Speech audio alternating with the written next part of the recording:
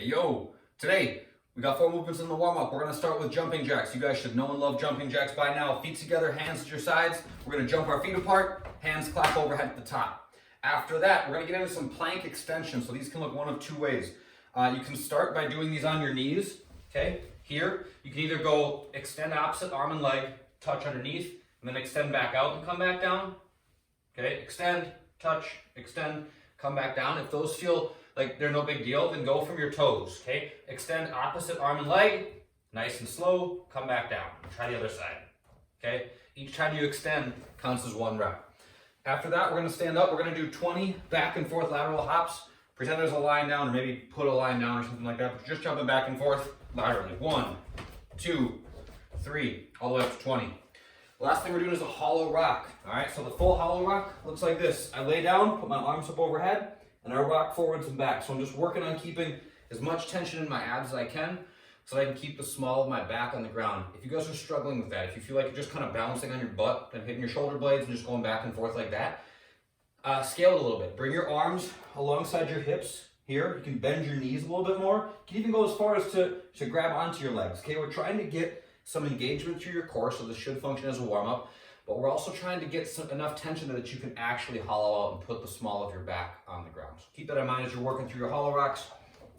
We're cycling through that for 5 minutes, the equipment version of this thing.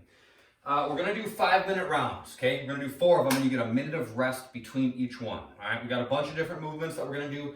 We're gonna do 20 reps of each, all right? So I'm gonna start with some goblet step ups. So I grab a dumbbell, hold it in the goblet position right here. I'm gonna step up onto this expensive piece of workout equipment I got.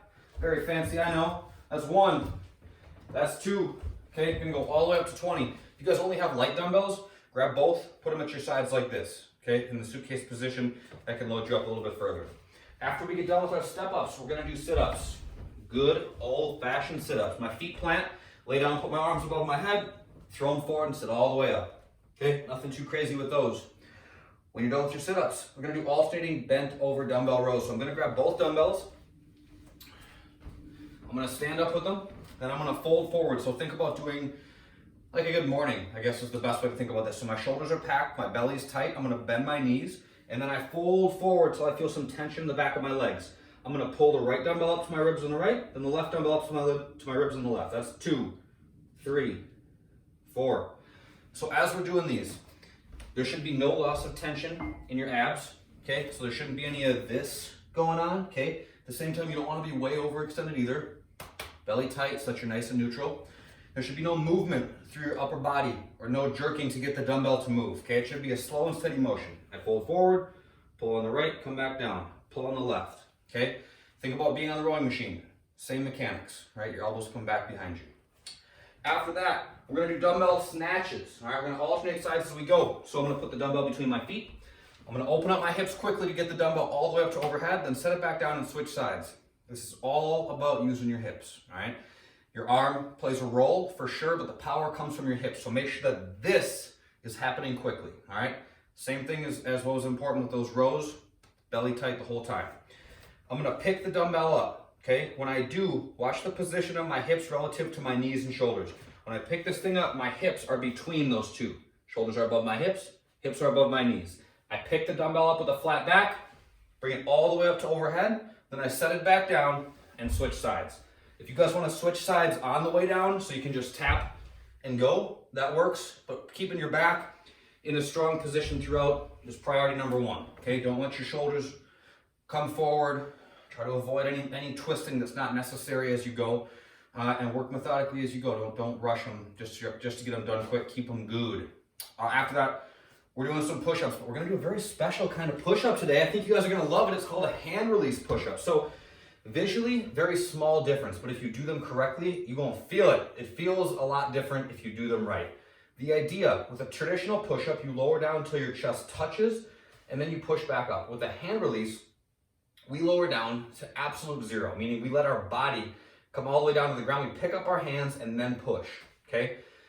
So the difference is subtle, but I want you to understand what's going on here. Instead of just touching, I'm gonna plant fully my chest to the ground, pick up my hands, plant them again, and then push. However, I'm not gonna let my hips or thighs touch the ground as I do that. So here's a traditional push-up, okay? Lower down, touch, and then push back up. Here's a hand release push-up. I lower down, hips and thighs are still off the ground, pick up my hands, plant again, and then push back up, okay? Again, it's subtle. Again, work for quality, okay? Keep these good.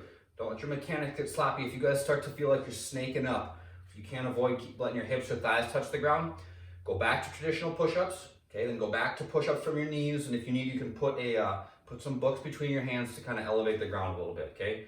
Quality is what matters. Don't rush them, or don't just do the hand release just because it feels better. Do what you can do in the best version of a push-up for you. The body weight version. We're gonna do a lot of similar movements. We're starting with step-ups, just unweighted. You're just stepping up and stepping back down. Sit-ups, we already covered. Lunge steps. These are just body weight. So there's 20 lunges, not the end of the world. Find the challenge in them. See if you can tweak little things about your lunge to make it even that much better. I'm gonna step out nice and deep. That goes a long way. Sometimes I see people that are rushing through their lunges and they're just doing like these teeny little lunge steps. Step out. Get some distance between your feet. Step, touch your back knee, drive through that front heel and stand back up, and then switch sides, okay? Each time you lunge counts as one rep. After that, we're gonna do Russian twists. So I'm gonna sit on my butt, bring my feet up off the ground, legs together, hands together, touch on my left, and then my right. That's 1, 2, all the way up to 20. Hand release push-ups are after that. So this is 4 5-minute rounds. We get a minute of rest between each one. You guys, for scoring this thing, are gonna continually keep count of where you're at. So if you're doing the equipment version and you get through one of your rounds after 5, if 5 minutes is up and you're in the middle of the snatches, you've done 5 of them, that's exactly where you pick up for round 2. So at the end, your score is the total number of rounds and reps that you've accumulated cumulatively as you work through the whole thing. Cool? Last, for mobility, we're gonna do some lunge work, okay? We do this a lot. This is incorporated into a lot of our warm-ups. It's incorporated into a lot of the mobility work. Make this what you guys need it to be, all right? So what I don't want is just hanging out like this, all right? Not really a whole lot going on here. Challenge yourself to try to find some distance between your front foot and your back knee to feel a little bit of a stretch. You'll be nice and warmed up by the time you get into this. So challenge it a little bit, all right? Back knee on the ground makes it a little bit easier. I feel a little bit more stretch if my back knee is lifted. I feel even more stretch if I reach around and grab a hold of this foot to pull it back, okay? 3 minutes per side, switching on the minute, all right? So as you go back and forth, try to find a deeper stretch with every time you go. That's that for today. I'll see you guys next time. Bye.